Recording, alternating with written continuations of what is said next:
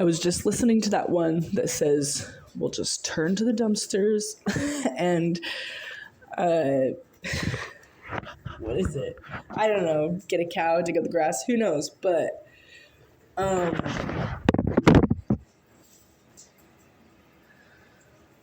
what I was thinking, what came to mind is turn to the landfills. Because I don't know about anywhere else, but I'm thinking maybe when we dig those holes to aerate the landfills, maybe that's the worst idea. I'm saying I don't know about anywhere else, but in Utah, when we were mucking around one time in the old landfill, we realized there's a newspaper down there from like 50 years ago, and it perfectly intact, perfectly pristine, and it's like, oh wow, that's like a little treasure trove of things, you know, a lot of gross things though too. A lot of chance for diseases because nobody thought to separate out the poo, except they did because they said, hey, you should cloth diaper because the poo really isn't designed to go in the landfill. If you read the instructions on the diapers, you're supposed to dump out the solids in the toilet. Anyway, like you're supposed to do that. That's the instructions. Nobody reads the instructions and nobody follows the rules. It drives me insane. There's a reason for that. Because I think there are like 3 cities, like 10-foot city skyscrapers or something worth of disposable diapers being thrown away every day. And how many of those are full of poo? Actual poo. So then it makes a lot of the landfill treasures kind of gross and like a risky job to go through digging through there to get that, because everyone did that because we weren't working together. We weren't thinking how our actions are affecting the whole, you know. Yes, it's really easy for me. I can just wrap it up and throw it away. I've done it a lot of times. I've done it so many times.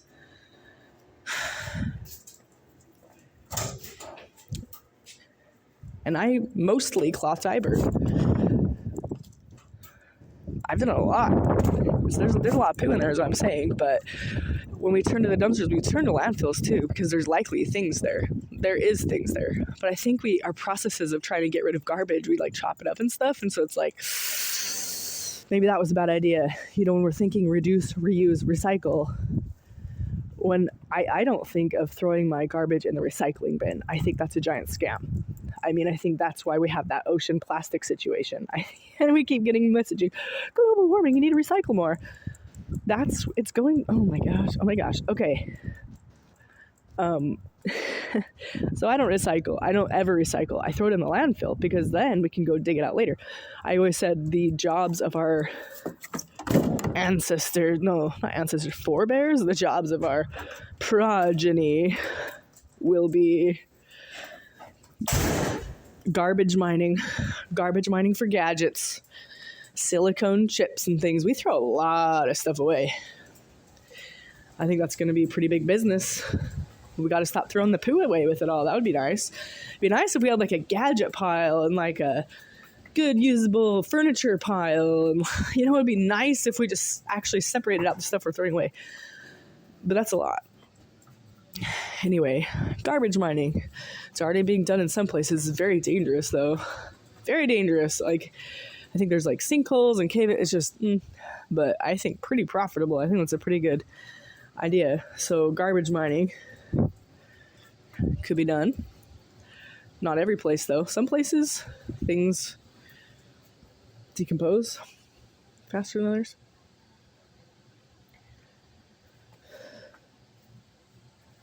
But yeah, so I don't recycle my stuff. I throw it in a landfill because that's going to recycle it to my future sons and daughters. You know, if to the future society, they're going to be able to dig that back out of there and be like, thank goodness this person rinsed out this applesauce container and screwed the lid on it, held its shape. It's like a super good quality plastic. Hallelujah. We love plastic. You know, in the future, they're going to love the plastic. They're so convenient. Plastic is so convenient as a vessel to carry water because it's light. It does break though, and it gets brittle, and it potentially leaches those chemicals. And maybe the chemicals are worse than we think, and the people in the future are going to hate that plastic and not even touch it. They're going to be like, can you believe the people back then put their mouth on this stuff? Like, we don't even touch that stuff with our skin. They put everything in that plastic. They put food in it. They did all that stuff. Can you believe that? That's what they'll say. Maybe not. Maybe they'll be like, can you believe they were worried about microplastics? Like, it's not a big deal. Like, you just live your life. Never anything came of that. Just a lot of panic over nothing. Who knows? Could go either way. It could go either way. And the fact that we know it could go either way, I think would indicate to someone that perhaps that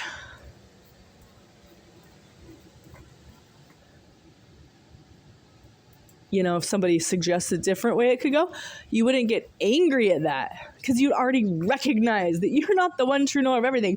You're not the one true knower of all the ideas, and you have a read on the situation, but you don't know that for sure.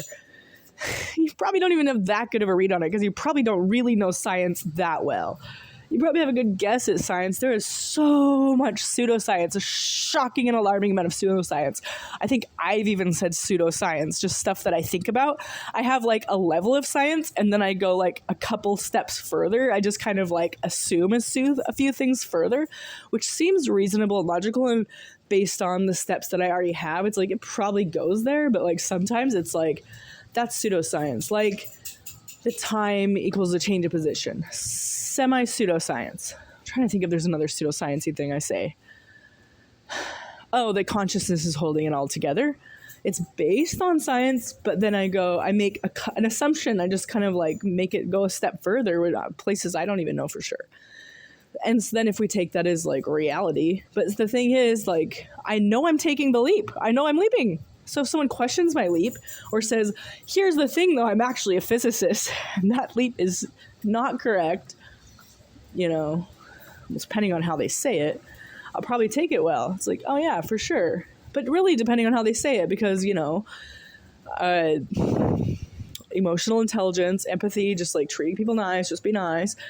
You don't act like a pompous dillweed. You act like a nice person. Like, you're not like the smartest person on earth. Like, I don't know, you're just so condescending. You don't need to be condescending. Maybe I'm condescending though. I've been told that I'm condescending, believe it or not. So it's hard. I don't know. I just have forgiveness for each other. Just have love in the heart. Love in the heart. It's not that hard to have love in the heart, and get to the bottom of these things. But anyway, yes, I would love to know the actual physics on the situation, because when I make those leaps, it's interesting to me. And so obviously if somebody has like the truth of like a new revelation, it's likely leading to another leap. Like, when it's interesting, it's profound. Like, science is cool. All this stuff's cool. It's cool to learn.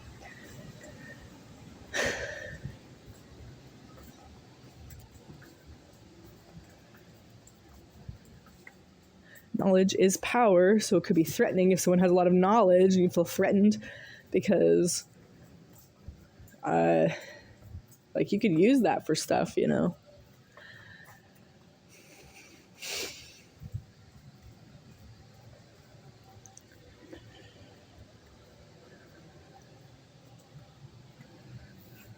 Like, it's cool to learn. It's cool to get knowledge. Get the knowledge now. It's easy. It's good to get. But I was just reading Ecclesiastes the other day, like yesterday, and I haven't read it. I mean, I've read parts of it. I have not read it fully through, all the way through from the first chapter to the last chapter since prison. I did it once in prison, and I was like freaking out, blown away, and then I did it again and again and again, and I just kept reading it over and over and over, and then I started writing it, because writing it is so good. So you get so much out of it after when you've read it and then you write it. It's so good. So I was writing it. I got quite a ways through it before I got discharged. I got checked out. It's like, time to go. Roll up. And there we go. And at the very end, roll up. You're being paroled. Okay, great. No. But you're not allowed to go out. Oh, why can't I go out? Because you don't have a job or a place to live. Oh, well, how am I going to get that? Well, you're going to go out and look for a job. It's like, it's a halfway house. You're halfway out. You have to go find a place, though. We're not just going to let you loose, because we know when we let drug addicts just out, they don't have anywhere to go, so they just go find a place, not usually a place they know, and then they're just going to get right back on drugs. Like, it's just a revolving door. We're going to try to prevent that. So you're going to go out and start looking for jobs. Now, you're paroled. Hooray. Congratulations. Yes, we did put you in a completely unfamiliar city that you don't know anybody. around. Yes, all the jobs are paying less than the jobs in your normal city. But the rent's cheaper too. But here's the thing, like, you won't be able to move back to your normal city because you can't make enough money where you're at to like make preparations to go there. Does that make sense? So I was like kind of like a little hole. Like I was just kind of stuck there now as just this like homeless 22-year-old, 21-year-old. I don't know, just like freshly out of jail. I was like, okay, just thinking like, what am I going to do? So this is cool. I get to get out. I'm going to actually go out again. Just like be around, like go around and stuff and do stuff. So anyway, we're going to let you out. We're going to give you a paper and you're going to go around looking for jobs all day. Like that's what you need to be doing during the day. These are the rules. Here's what you're going to do in the day. You're going to follow the rules. Here's the rules. You go look for jobs, and every place that you apply for a job, you ask them to sign your paper. And they'll sign the paper, and then at the end of the day, you bring your paper back to us, and then that proves to us that you were looking for jobs. You weren't just sitting around. You weren't bumming around. You weren't going somewhere else or getting high or whatever. You were like, you are looking for jobs. You're trying to be a person who is not going to be coming back to prison. Okay, so I have my paper being checked out.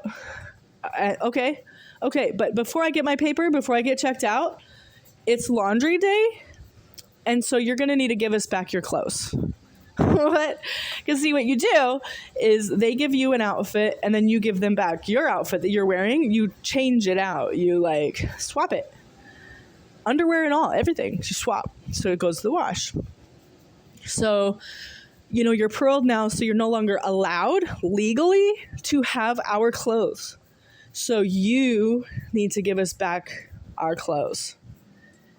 And I'm like, okay, well, then I need to go out and get an outfit. I don't have an outfit. Where's my outfit that I got checked in with, you say? Oh, I'll tell you where it is. It's at my mom's house because all my stuff was going to be donated if someone didn't come pick it up, right? So you're not allowed to have your stuff kept there long term because you're in prison. In jail, they'll just hold it for you. When you get out, you just get your clothes back. But they don't have time for that in prison. There's so many clothes. Like, they're not going to hold those for how long, you know? You have to get rid of them. You have to get them out. They're just going to donate them, your property. So I don't have any clothes. I don't have anything. I'm in this other town that I don't know anybody in because they did this. Like, they I feel like they're trying to, like, get me away from those bad influences, but they also got me away from my family, who would be willing even to bring me some clothes. Maybe. Like, we're not on the best terms. Like, I'm in prison. I was just spitting at my mom just a couple of weeks ago, maybe a month ago, because she wouldn't let me live with her. Like, I was not a nice person. I was not doing well. We're not, like, chatting it up. So anyway, there I am in a different town, and I don't have any clothes. I'm an indigent homeless person. I don't have anything. Like, that's just how it is. Those are the facts. And they're like, well, you can't have our clothes. And I'm like, what am I going to do? Am I going to go around? Like, this is insane. At this point, I realized this insanity of this situation. Like, the people were not even understanding, like, basic logic and reason. Do you want me to go around naked? So at this point, I started to cry because I was very overwhelmed with the insanity of the illogical situation. It was the illogic. That was so frustrating. It was so frustrating to the point of tears. And so I said, do you want me to go naked? And I was crying, and I think they thought it was because I was worried about being naked. And I kind of was, but not really, because I'm in jail. Like, I'm naked a lot. Like, it's a bending coffin stuff. So here we go. So I'm like, this is stupid. This is just insane. So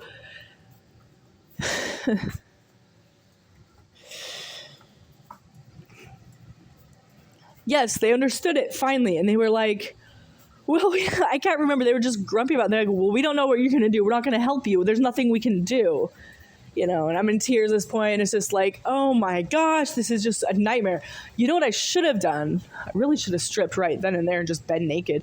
But the problem with that is I might have got another charge and been there longer and maybe got sent back to prison. Who knows, like indecent exposure and something. It was a very stupid situation. It was like if I could pick the top 10 stupidest situations in my life, that would definitely be one of them. I think even the top 5. Like, that was the most stupid situation I could ever imagine.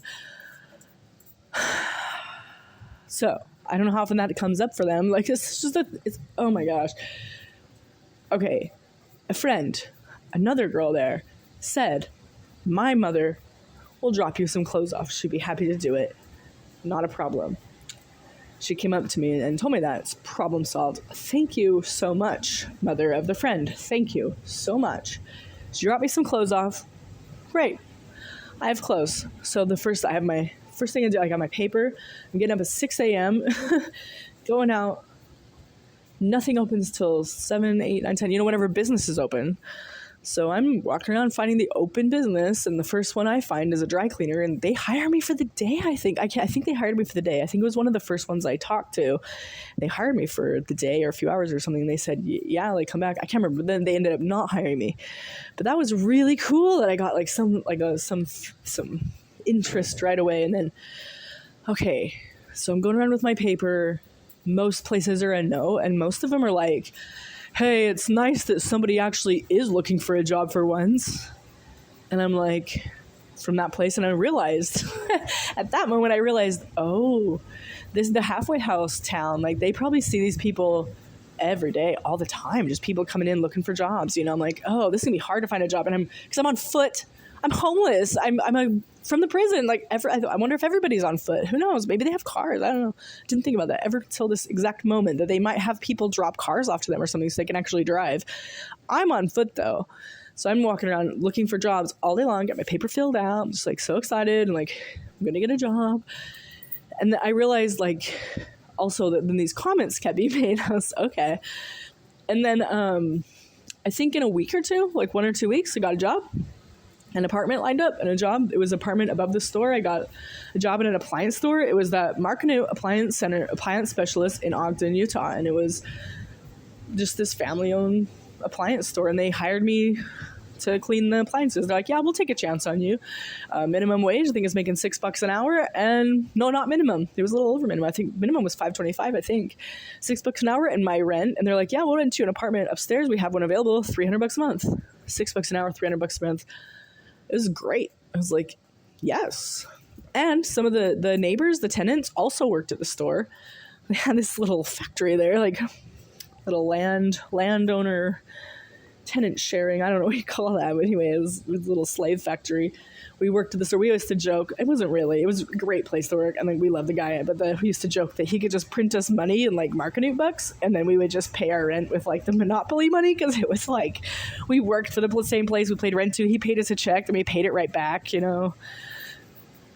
Anyway, that was a great job. That was good. That was fun. I got a job, and they were shocked to come back to the jail, and they're like, oh, I've got a job, and they're like, you are the fastest person to ever get a job, I think, ever. Like, it was a fast one. Maybe not ever, but maybe I was like, shockingly got a job fast. And I think it's because of those comments of like, we're glad people are actually looking for work. Maybe people aren't actually looking for work. Maybe they're getting out of the halfway house and not looking for work. That just dawned on me. It's because I'm a rule follower. I follow the rules. Even if I haven't been in prison, I follow rules that make sense to follow. It made sense to look for a job. That's what I'm supposed to be doing. I'm supposed to be looking for a job. I'm trying to get out of here. Like, get out. An apartment. It was so nice. So some of my neighbors gave me some of their old furniture they didn't want. I had a table. I had a couch. It was absolutely the best feeling in the world to leave that halfway house in the morning and go to my apartment and rest and sleep until work began. Because also, I think I had to work there for like 6 weeks before they let me go. I think I had to solidly be like working there and paying rent for a while before they'd let me just leave. But I could go to my apartment. It was amazing. It was a studio apartment. It was small. It was mine though, and it was just perfect. It was the perfect amount of space for me. It was just nice. And since I'm a slob and I wasn't taught how to like wash dishes, I was taught how to wash dishes, but not how frequent to wash dishes. So the dishes were always piled up in the sink because I just didn't understand how to do that. But I mean, I'd wash them once they got to the top, and I'd have to like, you do that crouching dance thing to try to get into the water when there's so many dishes piled around, and you have to like, you're now living off like bowl to bowl just to have like cereal, and you just wash a bowl to eat, and it's like the most logically dumb plan because you're still washing dishes, but you're just not like having a sink that you can use. You could just wash a bowl every single time you eat anyway. Just do it in the opposite order. Just like wash it after instead of wash it before. And it would be better too, because then it's not all crusted on. So but I never learned. I would just do that for a little while till I got sick of it. And then I'd just do a big dishwashing, a big load.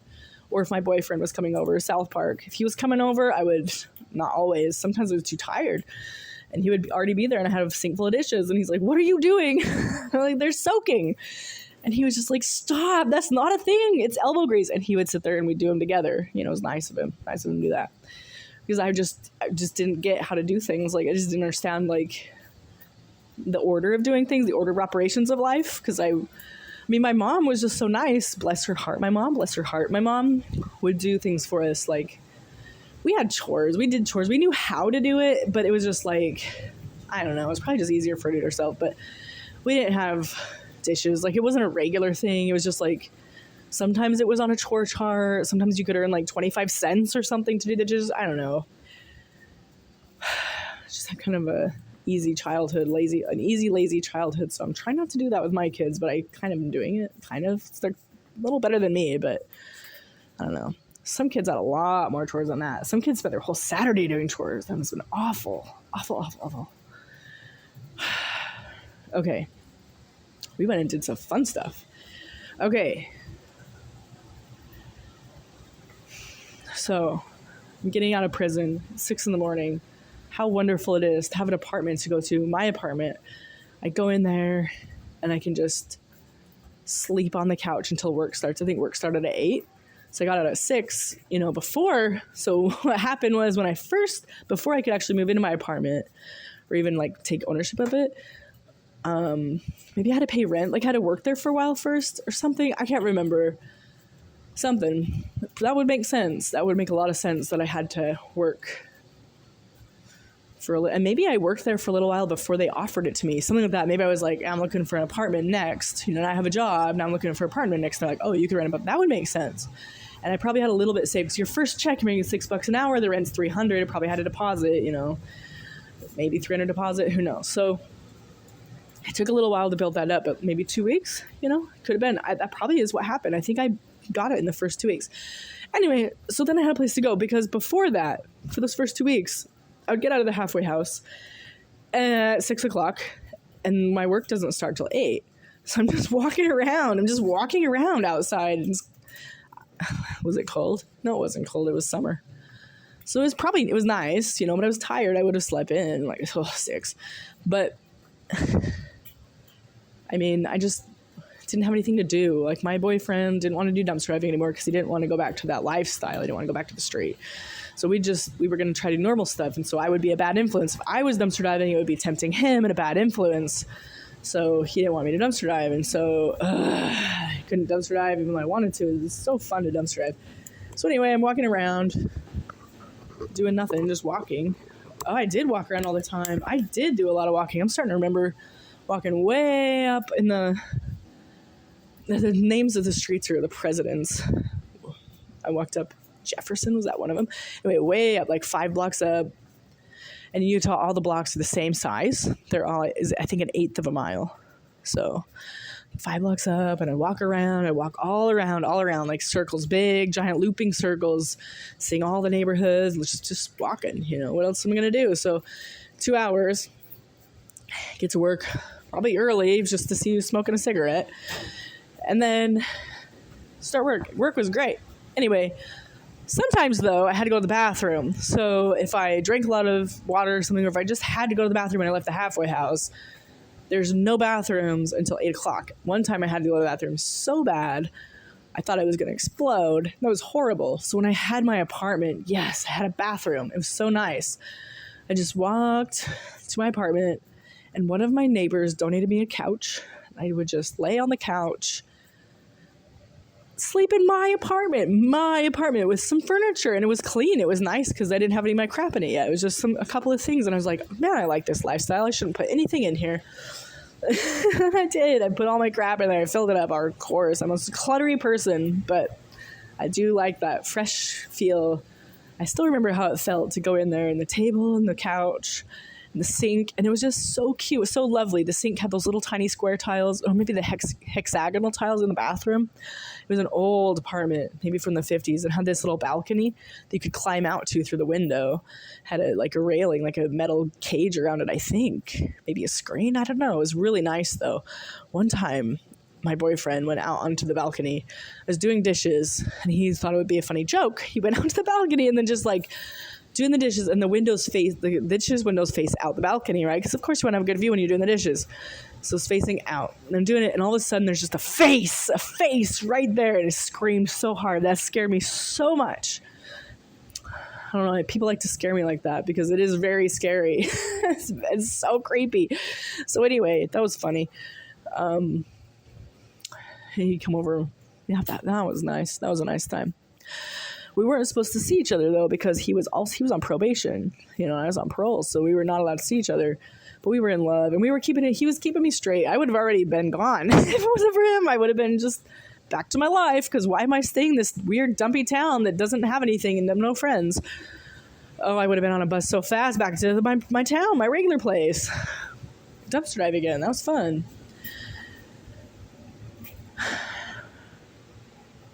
And then I got pregnant because that's what you do when you're on parole. Oh my gosh. I didn't think I could have a baby.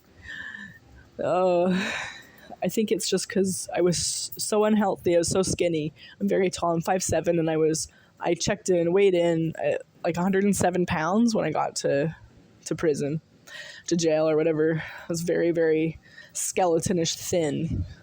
So I was doing meth. Oh my gosh. So anyway, once I got healthy, because I gained a lot of weight in jail. In jail, I was 180. I was really fat. So I'm really healthy, really this young, healthy weight, fertile female. It wasn't that long, and I was already pregnant.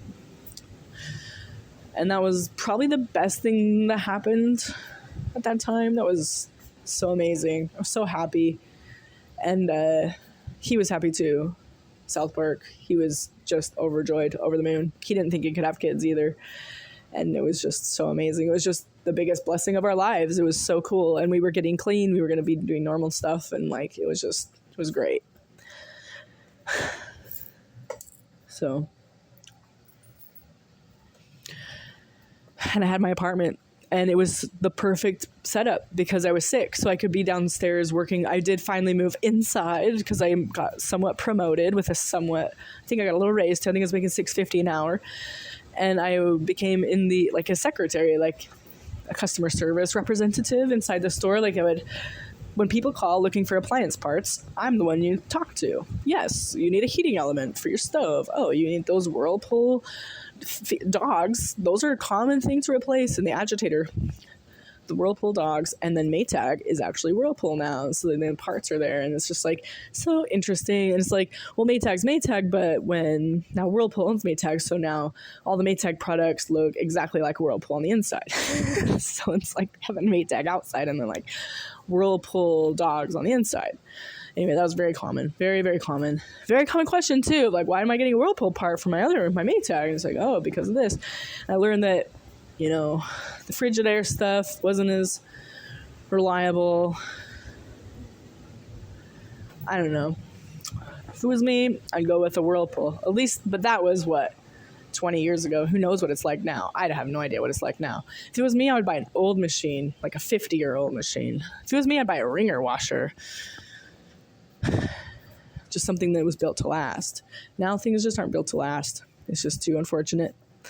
So, but Whirlpool had the cheapest replacement parts, and they were common, really common. That was kind of one of their things. So anyway, I was the parts person, and then I helped customers that came into the store, and we also sold used appliances. So that's my first job, was cleaning the used appliances. We got used appliances, from several different ways. Usually when people bought a new one, they would drop off their old broken one to us. We could pick it up. We'd do it for free. We'd remove it for free. A lot of times we could fix it up and sell it, but to them it wasn't worth the parts of like labor and parts. So they would sell it to us and they'd get a discount on their new used appliance from the store. It was a really good system. It worked for everyone. No, we were not scamming anyone. It was a fair system. It was a fair trade because we had to put our labor and stuff. Like, he had to pay the guy his wage to fix the thing. Like, it's costing money, like, to do business. It costs money to work. It was a good business. It was cool.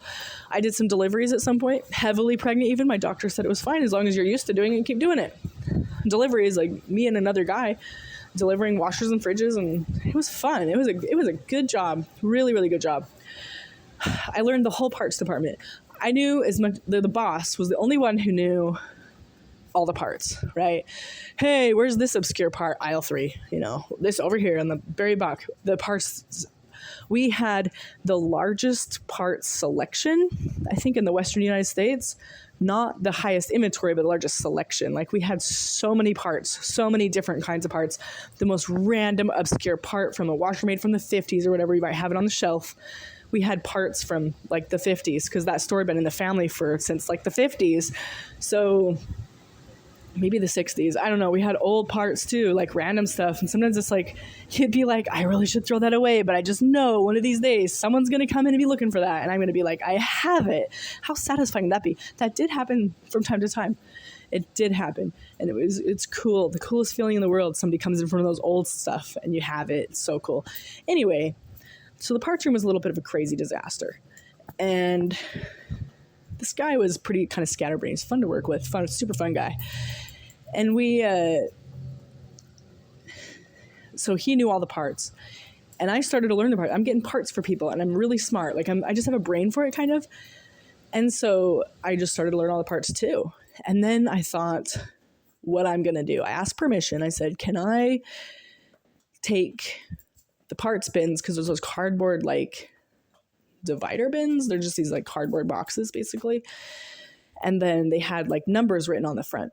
But over the years, they had changed, like, what's in there. And so they would just cross off a number and write a new number. Or sometimes the numbers would change for the part. And so they cross off that number, write the new number. So I would say maybe like 99% of the bins were covered in all these, like, numbers. You didn't really know what's what. So all the employees who worked up front, if you don't know the system, it was really hard to navigate the parts room. And so I was like, I could make this better for everyone. What if I do all my regular stuff, which I can easily do, but I have downtime. I have quite a bit of downtime sitting at my desk between customers. What if I work on this parts inventory situation? Would that be cool? I could, like, replace the labels and make it all nice. Like, yeah, sure, whatever. So I make the system. I have my whole thing. I cut a little piece of paper to cover the old numbers, a piece of white paper. And then I had some packing tape, and I covered the white paper with packing tape. And then I wrote on top of the covered on the packing tape with a Sharpie, and it acted kind of like a white dry erase, but a hard to erase dry erase. Like, you had to put some effort into erasing it. So we could, like, when there's a new number, you could just wipe it off and write the new number on. So there would only ever be one number on there with a nice white background and nice dark black number on the front. Oh, it was so satisfying. It was, and I'd go to the back. I'd go to the back to the parts room, an entire shelf. I'd grab either side of the boxes, squeeze them together, slide them off the shelf, and take them to my desk and put them, they all fit on my desk. Or maybe I did half at a time. Anyway, took as much as would fit on my desk, line them up on my desk, and then between customers, that's what I would work on. And I went through every single part and doing it that way and writing it down on the labels, and, like, also resorting, because a lot of times parts would get put in the bins wrong because someone either forgot, they got bumped, were lazy, whatever. There were a lot of, like, mixed up parts too. So I would, like, make sure all the parts in the box were organized. I'd go ask the boss. Sometimes I'd have to ask, like, what parts are supposed to be in here? And he'd tell me, because he knew the whole thing. Like, he had the whole thing pretty much memorized. He's a lot like me and like my dad, like, really cluttery, but, like, exactly where everything is pretty much, So he was, like, intelligently brilliant, but nobody else could follow his system. But so I would ask him, like, what parts go where. Anyway, I did this shelf by shelf by shelf by shelf. It took me so long. Like, probably the better part of a year. But it was just something I was doing on my downtime because I was bored, because I like to stay busy. I don't like to just sit. I don't like to mess around. I don't like to hang out. I'm working. I'm getting paid to work. I would feel disgusting to look at my phone at work, like for real. Because I'm like on the clock. Like I'm a rule follower. It feels gross not to follow that kind, especially that kind of rule when I'm like being trusted with my time. It's the honor system. It's the honor system, my mom would say. And it's like, it's true though. You have a moral code, right? So there I am. And I'm happy to do it. I'm plucking away at these parts. I'm just happy to do it. And really a great time, really fun time, so satisfying. That was one of my most satisfying jobs because I had a little bit of extra responsibility and I was like doing the parts. And the best part of that part system was that I learned it. And by doing it and writing it and like going through them all and making sure I then by the end of the time, like I knew all the parts just as good as the owner and sometimes better. Like we could do the parts and I could start putting parts away when they came in. The shipments would come in every day, from the parts distributor. And I could contribute to putting parts away, people asking me. And I also had a good idea. I inputted all the parts into an Excel spreadsheet and I labeled the shelves with numbers because they didn't have that before, really. And then I labeled the shelves with letters, I think. So then it would be like 1A would be like, here's what's on 1A. And I would list it out on the Excel spreadsheet, how many are in the box, and I had these high hopes that people would use this. I think I'm literally like, nobody ever used it. Like I wouldn't even use it because I just had it memorized. But like, I had high hope, like, okay, it's an easy thing. Here's what you do. A customer needs a part. You go to the Excel spreadsheet, open it, and you type Control F. It's so easy. So easy. Control F. That's the only function you need to know. Control F. It brings up the find button. And then you just type in the name or part number, because I had the part number and the name.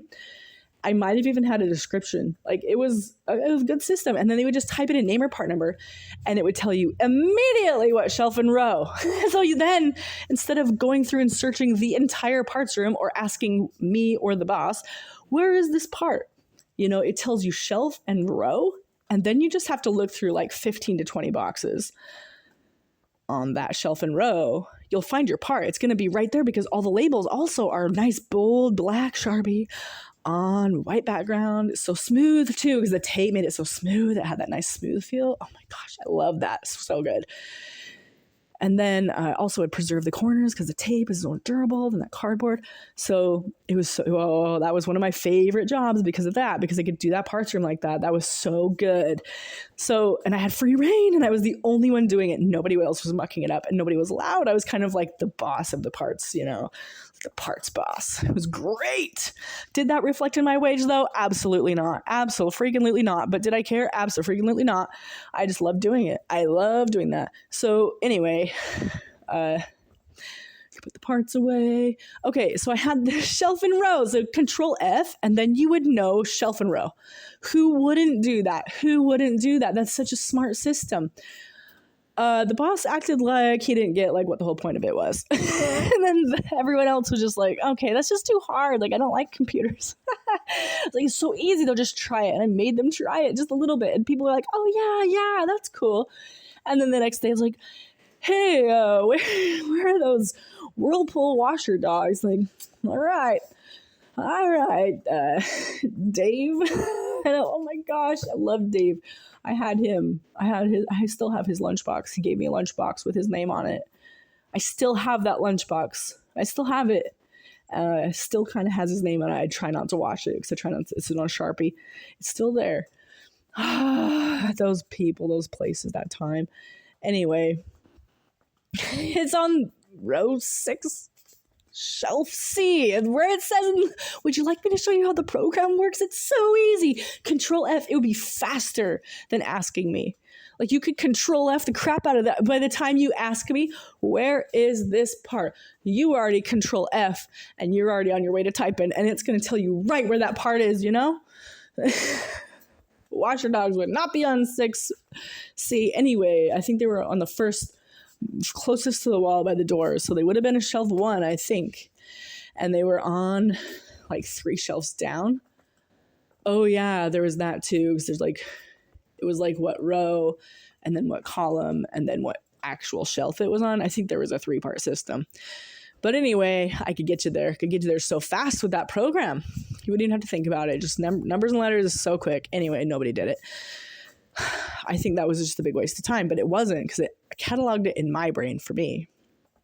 And then I knew all the parts. I could do everything. Oh, what a great job. What a great freaking job. So they're out of business now.